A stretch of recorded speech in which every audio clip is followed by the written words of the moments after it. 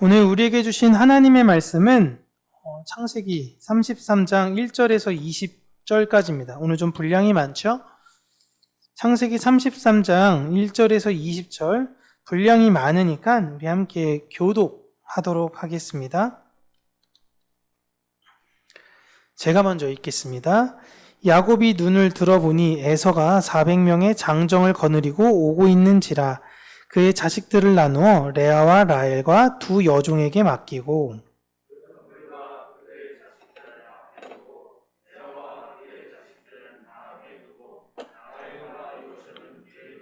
자기는 그들 앞에서 나아가되 몸을 7번 땅에 굽히며 그의 형 에서에게 가까이 가니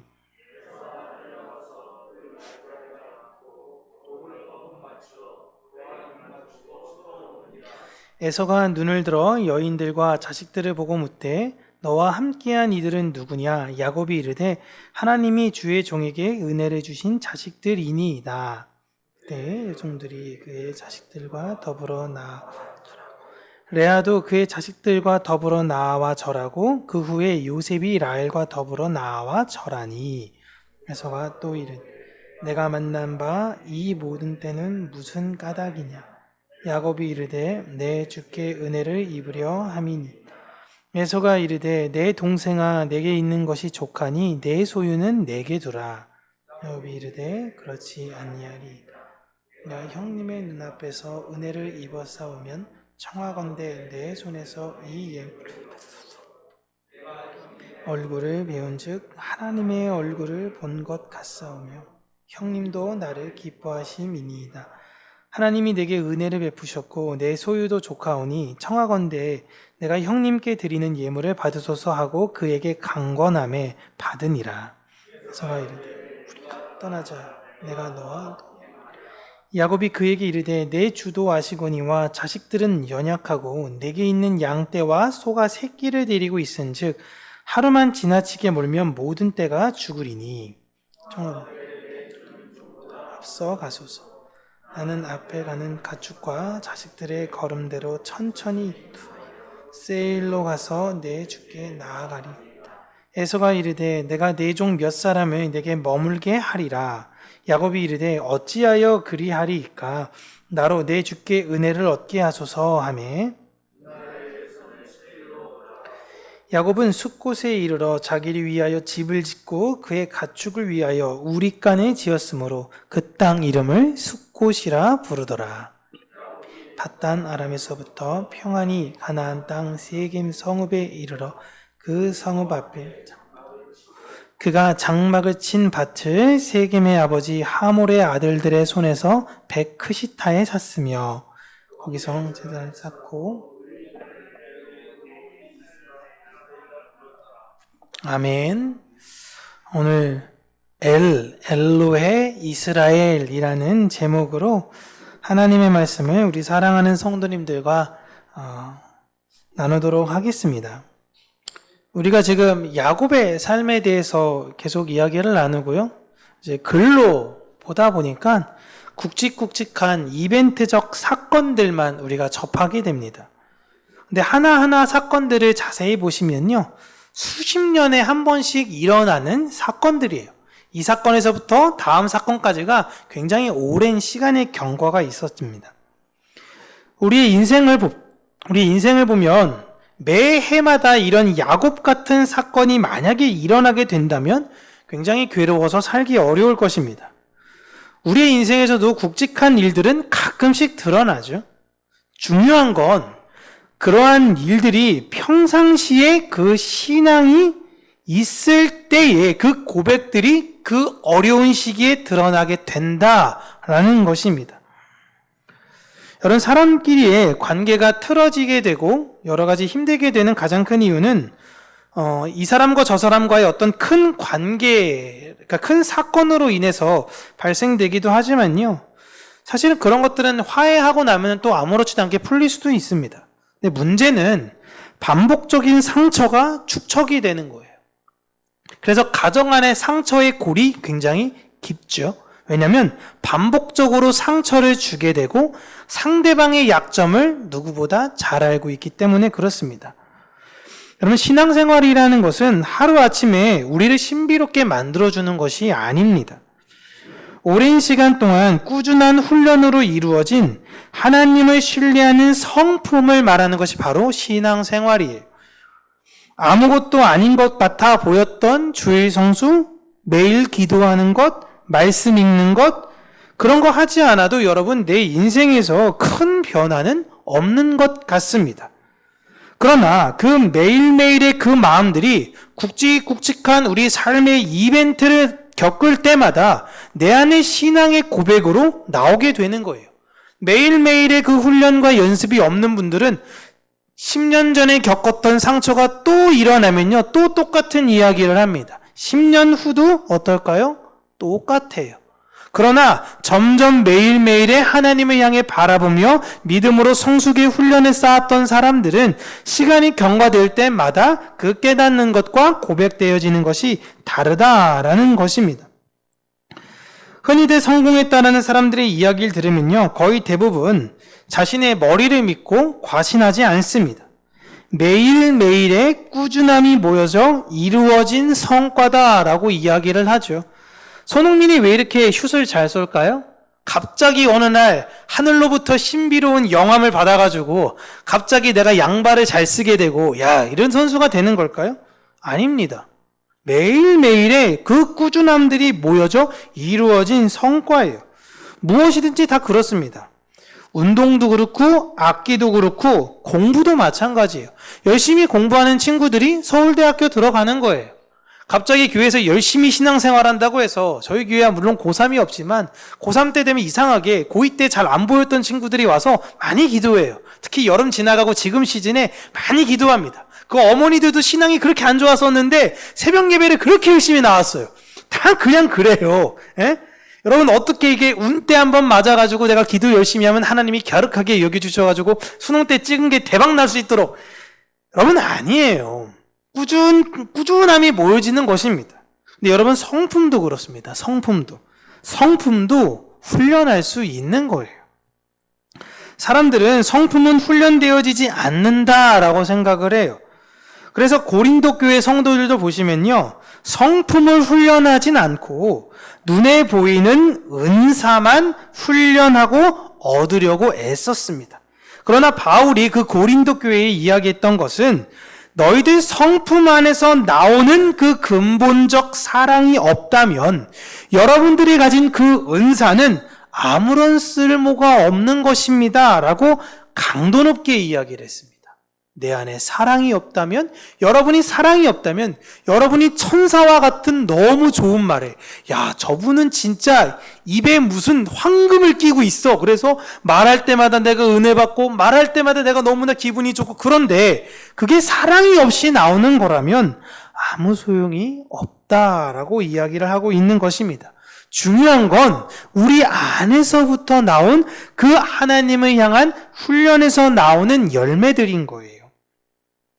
우리가 야곱의 생을 함께 보면서 특별히 이런 특별한 사건들에 집중을 할 수밖에는 없습니다. 야복강을 건넜니? 세겜에서 이런 사건이 일어났니? 베델을 갔니? 다시 엘베델을 했니? 이런 굵직굵직한 사건에 집중할 수밖에 없지만 그 사건에 마주하기 전까지 야곱이 어떤 마음을 가지고 하나님께 살았는가라는 것을 우리는 주의 깊게 생각하면서 성경을 읽으셔야 하는 것입니다. 오늘은 그 야복강에서 에서와 만나는 대목이죠. 야복강에서 하나님과의 씨름으로 하나님께서 자신에게 구원의 복을 주셨다라는 것을 확신한 야곱은 이제 야곱이 아닌 이스라엘로 400명을 데리고 온 에서를 맞이하게 됩니다. 전날 밤만 해도 무서워서 바들바들 떨었던 그 야곱은 사라지고 하나님을 만나고 절뚝거리지만 내 안에 평안과 용기가 가득한 이스라엘로 에서를 맞이하고 있는 거예요. 그런데 에서를 맞이하기 전에 빌하와 실바라는 두 종과 그의 아들들을 에서 맞이하기 전에 가장 앞에 두고 그 다음에는 레아와 그의 아들들을 두고 마지막엔 라헬과 요셉을 가장 뒤에 두었습니다. 여러분, 이건 그냥 도망치려고 하는 것이 아니라 그 집안의 서열을 보여주고 있는 것이에요. 그리고 맨 뒤에 있는 야곱은 이제 에서가 쭉 오니까 절뚝거리며 에서의 앞으로 나가서 그를 향해 7번 절을 합니다. 그러자 그 모습을 본 에서가 이제 뭐 말에서 내렸겠죠? 혹은 낙타에서 내렸거나 내린 다음에 달려와서 야곱을 끌어안아요. 그리고 목을 어금맞추고 입을 맞춘 다음에 함께 큰 소리로 웁니다. 감격의 상봉이죠. 그리고 에서는 야곱에게 근데 이 사람들은 다 누구냐라고 야곱에게 물어봅니다. 야곱은 하나님께서 주의 종에게 은혜로 주신 자식들입니다 라고 대답을 하자 그 이야기가 끝남과 동시에 가장 가까이에 있었던 빌하와 실바 그리고 그 자식들이 에서 앞에 다 우르르 나와가지고 절을 같이 하고 있는 거예요. 그러니까 갑자기 앞에서 빌하와 실바와 그 자식들이 앞에서 절을 하는 걸 보니까 레아와 레아 자식들도 절해야 되는구나. 그래서 막 앞에 가가지고 같이 절을 해요. 그냥 그 모습을 본 라헬과 요셉도 같이 가서 절을 하게 됩니다. 그리고 에서가 이어서 내가 지금 앞에서 쭉 만났는데 네가 나에게 줬다라는 그 선물들은 도대체 다 뭐니? 라고 하니까 형님과 새롭게 출발하려는 저의 선물입니다 라고 야곱이 이야기해요. 그러니까 에서가 됐어, 나 많으니까 너나 가져 라는 겁니다. 에서는 진짜 충분한 것 같아요. 지금 에서가 야곱을 맞이하러 400명의 사람들과 함께 갔는데 제가 늘 말씀드리는 게 본진을 비우고 갈 수 없어요. 항상 어디를 갈 때. 근데 야곱을 맞이하러 400명을 갔다라는 건 400명 이상의 전투병력들은 지금 세일산에 남아있는 겁니다. 그러면 칼을 차고 싸울 수 있는 전투병력, 말을 타면서 달릴 수 있는 사람만 최소 1000명이에요. 지금이야 4인 가정이라 그렇지 그때로 따지면 한 가정에 기본적으로 3, 4, 5 이런 사람들 많습니다. 그러니까 에서가 거느린 규모는 엄청난 사람들이에요. 그러니까 그런 거 양, 소, 낙타 이런 거 그냥 다 너나 가지라 라고 이야기하죠. 그래서 야곱은 안 된다고 이야기해요. 이 선물은 반드시 형님이 다 가져가셔야 된다라는 거예요. 제가 형님을 보니 하나님의 얼굴을 본 것 같고 형님도 저를 너무 기뻐하는 것 같으니 너무 좋다라고 이야기하죠. 이건 형님한테 드리는 것으로 저도 충분하니까 꼭 받으셔야 한다 이야기해요. 그래서 결국 그 권유를 하니까 에서가 그 선물을 받습니다. 여러분 사실상 보면 알겠지만 야곱과 에서는 쌍둥이에요. 나이가, 근데 누가 봐도 이런 대화체를 봤을 때는 한 나이 차이 한 10살 이상 나고 굉장히 큰 형님 같아 보이긴 하는데 굉장히 야곱이 지금 저자세로 지금 에서에게 이야기하고 있는 거예요. 형님이 진짜 우리 집안의 장자시고 완전 저의 형님이십니다라는 걸 지금 보여주고 있는 거예요. 그러자 에서가 자신이 있는 곳에 이제 함께 가자라고 권유를 해요. 그러자 야곱이 형님 한번 쭉 보시면 아시겠지만 애들도 아직 어리고 가축들도 새끼가 많아서요. 형님 그 400명이랑 함께 쫓아가게 되면은 애들 다 죽을 수도 있습니다. 그러니까 저희는 천천히 갈 테니까 형님 먼저 세일산으로 가세요 라고 이야기합니다. 그러자 에서가 그럼 혹시나 불미스러운 일이 일어날지 모르니까 부하 중 몇 명을 내가 붙여줄까? 라고 이야기하니까 아닙니다. 괜찮습니다. 말씀만으로도 너무 감사합니다 라고 이야기를 해요. 그러자 에서가 400명을 데리고 세일산으로 돌아갑니다. 그런데 야곱이 형님이랑 그렇게 이야기했으면 이제 세일산을 향해서 갔어야 되는데 그 밑으로 향해서 가는 것이 아니라 방향을 전환해요. 지도를 잠깐 보여주시면 이런데 자 여기서 이 브니엘이라는 곳에서 이제 에서 그리고 야곱이 만나게 되는데요.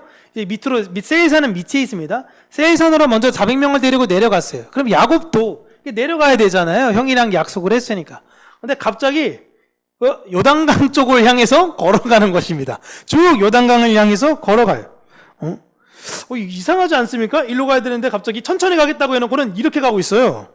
그리고 야복강인데 야복강 위인지 아래인지는 정확하게는 몰라요. 어쨌든 중요한 건 요단강 서쪽을 향해서 갔다라는 겁니다. 근데 거기서 길르앗 산에서처럼 잠시 머문 것이 아니라 본문 보시면 아예 집을 지어버립니다. 이건 세일산으로 안 가겠다라는 뜻이에요. 그렇게 야곱은 이 숫곳에서 자리를 잡고 몇 년 동안 있냐면 오늘 보면 잘 모르지만 10여 년을 지나면서 새롭게 시작을 합니다. 형님한테 대부분 좋은 것들 많이 줬을 거 아니에요. 그러니까 새롭게 이제 시작했고 워낙 사업적 수완과 능력이 뛰어나다 보니까 재산의 규모가 확장이 됐어요. 그러다 보니까 이쪽에 있는 것 자체가 조금 내 규모에 있어서는 부족하니 강을 건너서 요단강 더 서쪽으로 가자라고 생각을 합니다.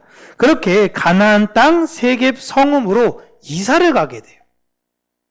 여러분, 야곱이 이사를 갔다라는 의미는 재산이 많이 늘어서 시외에서 시내로 지금 진출하고 있는 모습을 보여주고 있는 거예요. 사람들이 돈을 많이 벌었어요. 그러면 어디로 이사를 가려고 그래요? 감사합니다. 갑자기 이게 솔직하지 않으신 분들이 좀 계시는 것 같기도. 물론 강남으로 안 가실 수도 있죠. 근데 내 재산이 내 생각하는 것보다 훨씬 더 초월하게 많아져. 그러면 그쪽으로 가게 돼요. 그 부자들의 삶은 성북동을 가니 용산에 가니 어쨌든 부자가 있는 동네를 가는 것입니다. 지금 야곱은 이 모습을 보여주고 있는 거예요. 무슨 말이냐면 부유한 사람들과 교류해서 나 더 성공할 거예요 라는 걸 보여주고 있는 겁니다. 그곳의 지도자인 세겜의 아버지 하물의 아들들의 손에서 100크시타를 주고 오늘 밭을 샀다라고 나오는데 원어로 보시면 들을 산 겁니다. 누가 개경해 놓은 밭을 산 게 아니라 그냥 벌판인 들을 샀어요. 그런데 계약을 맺은 이가 누구인지 보시면 헷갈릴 수 있죠. 보세요. 하몰에게서 산 건가요? 아니면 세겜에게서 산 건가요? 아니면 하몰의 다른 아들에게서 산 건가요? 세겜의 아들 하몰의 아들들에게 손에서 산. 이게 뭔 말이야 이게? 라게 되지 않습니까? 여러분, 이 구절을 제가 해석해드리면 세겜의 아버지 하몰에게서 샀는데요, 100크시타를 줬습니다. 이게 얼마인지는 지금 정확하게 몰라요. 어쨌든 100크시타를 주고 그 산 땅은 하몰의 아들들, 즉 그의 아들들의 능력이 미치는 곳이었다라는 거예요. 그러니까 하몰의 대표적인 아들은 누구예요? 세겜이에요. 그래서 그 땅 이름 자체가 세겜이에요. 근데 하몰에 또 다른 아들들도 있잖아요. 그 아들들에게도 다 자기의 영역이 있을 거 아닙니까? 그 아들들의 영역이 있는 그 땅을 누가 샀냐? 이방인인 야곱이 샀다라는 거예요. 웬만하면 안 팔겠죠? 자신의 자식들에게 가지고 있는 그 땅인데 이걸 야곱에게 줬다라는 건 야곱이 생각했던 것보다 굉장히 큰 돈으로 그 땅을 샀다라는 걸 보여줄 수 있는 거예요. 쓸모없는 땅을 산 것이 아니라 이 지역의 핵심적인 장소로 야곱이 들어가게 됐다라고 이야기하고 있어요. 그리고 이 장소로 가게 된 야곱은 이 모든 것을 순탄하게 인도하신 하나님께 감사하며 제사를 드리고 그 장소의 이름을 엘로헤 이스라엘이라고 불렀습니다. 여기서 엘이라는 것은 하나님 이야기하기도 하고 권능, 힘이라고도 해석할 수도 있어요. 엘로헤는 엘로힘이라는 의미를 그냥 부드럽게 이야기하기 위해서 나온 엘로헤라는 거고요. 이스라엘은 이스라엘 본인이죠. 그러니까 이것을 해석해드리면 하나님, 이스라엘의 하나님, 엘로헤 이스라엘, 즉 엘 띄고 엘로헤 이스라엘이에요. 이스라엘의 하나님. 근데 이 엘을 어떻게 해석하냐에 따라서 하나님, 이스라엘의 하나님, 아니면 이스라엘의 하나님, 나의 하나님은 전능하시다 라는 것이 엘로헤 이스라엘인 것입니다. 사실 이 두 가지 어떤 해석을 하더라도 야곱이 지금 하나님이 자신과 함께 하신다라는 확신으로 가득 차 있어요. 형님으로부터 살아났죠. 그리고 다시금 새롭게 시작했는데 숲곳에서 엄청나게 다시금 큰 부를 거느리게 된 거예요. 그리고 지금 그쪽으로 세겜으로 이사 갔는데 순탄하게 그 안으로 들어가게 해서 그들과 함께 교류할 수도 있게 된 거예요. 야, 이거 잘 풀리네. 이제 지금 탄탄대로를 가는 것 같아 보여요. 하나님, 나와 함께 계신 하나님, 하나님은 능력의 하나님이십니다. 지금 이걸 고백하고 있는 것입니다. 그런데 야곱은 왜 숫곳에서 잘 됐잖아요? 지도로 다시 한번 보여주시면 잘 됐어요. 숫곳에서 잘 됐으면 베델로 내려가면 되잖아요. 베델로 가야 되잖아요. 근데 세겜으로 갑니다. 세겜으로 갔다가 베델로 내려가요. 당시의 세겜은 그 돈이 모였던 곳이에요. 모았던 여러 가지 무역에 있어서의 그런 핵심적인 길이 되는 그곳이기 때문에 그곳이 돈이 모이는 그런 장소입니다. 그러니까 야곱은 지금 더 부자가 되기 위한 선택과 결정을 한 거예요. 원래로는 어디에 갔어야 돼요? 베델에 갔어야 돼요. 나중에 여러분 야곱 사건 계속 보시면 야곱이 머릿속에 이 생각은 항상 해요. 베델로 가야 되는데 뭐만 안 되면 베델로 갔어야 되는데 내가 안 가서 그런 거야. 뭐만 안 되면 베델로 안 가가지고 내가 여기서 이런 거야. 항상 그 고백을 하는 거예요. 머릿속에는 분명히 알아요. 그런데 사람이라는 게 자신의 욕심대로 먼저 움직여지는 것이다라는 걸 지금 야곱을 통해서 보여주고 있는 것입니다. 그런데 놀라운 게 뭐냐면 일단 이 장소는요, 이 세겜이라는 장소는 그의 할아버지인 아브라함이 하나님의 명령을 따라 너 본토 친척 아비집 떠나서 내가 너한테 가라고 한 땅에 가라 해서 그곳을 갔는데 가장 먼저 제단을 쌓았던 장소가 바로 이 장소예요. 그런데 이 장소에서 아브라함은 환영받지 못하고 계속 남방으로 쫓겨 내려가죠. 다시 그 장소로 갔다고 하는 지역입니다. 창세기 12장 6절에서 8절 우리 같이 읽어볼게요. 시작. 아브라함이 그 땅을 지나 세겜 땅 모레 상수리 나무에 이르니 여호와께서 아브라함에게 나타나 이르시되 내가 이 땅을 내 자손에게 주리라 하신지라. 자기에게 나타나신 여호와께 그가 그곳에서 제단을 쌓고 거기서 베델 동쪽 산으로 옮겨 장막을 치니 서쪽은 베델이요 동쪽은 아이라. 그가 그곳에서 여호와께 제단을 쌓고 여호와의 이름을 부르더니. 아멘. 놀랍지 않습니까? 하나님께서 세겜 땅 모래 상수리 나무 아래 갔고요. 하나님 만났습니다. 지금 자기 쫓겨나고 있는 상황이에요. 아브라함은 쫓겨나가고 있어 딴 데로 가야 되는데 내가 이 땅을 너의 자손에게 줄 거야 라는 이야기를 한 거예요. 근데 야곱은 이 약속을 아브라함한테 듣고 100크시탈 주고 거기에 산 게 아니에요. 지금 그냥 나는 성공하고 싶어요 라고 섰는데 지금 하나님의 언약이 정말 인간의 뜻과 방법과는 상관없이 이루어지는 것을 지금 보여주고 있는 것입니다. 야곱이 의도가 아니었다라는 거예요. 그런데 지금 야곱은 그 지역의 땅을 사고 그들과 함께 어울리며 더 성공하고자 세겜에서 머문 것이지 아브라함과는 사실 결이 달라요. 분명 야곱은 사업적 수완이 정말 좋은 사람이고 능력도 있는 사람이에요. 그리고 지금 잘 되고 있는 이 상황을 보면서 야곱은 능력의 하나님이 자신과 함께 하신다라는 생각으로 충만하기까지 합니다. 완전한 것 같아요. 그래서 많은 사람들이, 특별히 신앙인들도 생각할 때에 나에게 좋은 일이 있다 보면 하나님이 나와 함께 계시네, 탄탄대로구나, 잘 되는구나, 이렇게 생각을 합니다. 좋습니다. 그렇게 생각하는 건요. 그러나 반대의 상황이 생겨요. 어렵고 힘들고 고난이 닥치게 되면은 하나님이 나를 떠났다라고 생각하는 거예요. 그렇게 생각하면 안 되는 것입니다. 야곱은 이런 문제가 반복적으로 일어나는 우리의 전형적인 모습을 보여주고 있어요. 여러분 이제 세겜에 가서 잘 될 줄 알았죠? 다음 장 넘어갑니다. 어떤 사건이 일어날지 다 아시죠? 난리가 납니다. 난리가 나. 칼부림이 일어나고 야, 나 성공하려고 했는데 이거 큰일 났어 이제. 이게 우리의 전형적인 모습을 보여주고 있는 거예요. 예수님께서 본인의 인기가 절정일 때만 하나님을 인정하지 않으셨습니다. 하나님은 나와 함께 하신다, 예수님아 그러지 않았어요. 근데 사람들은 그렇게 생각했어요.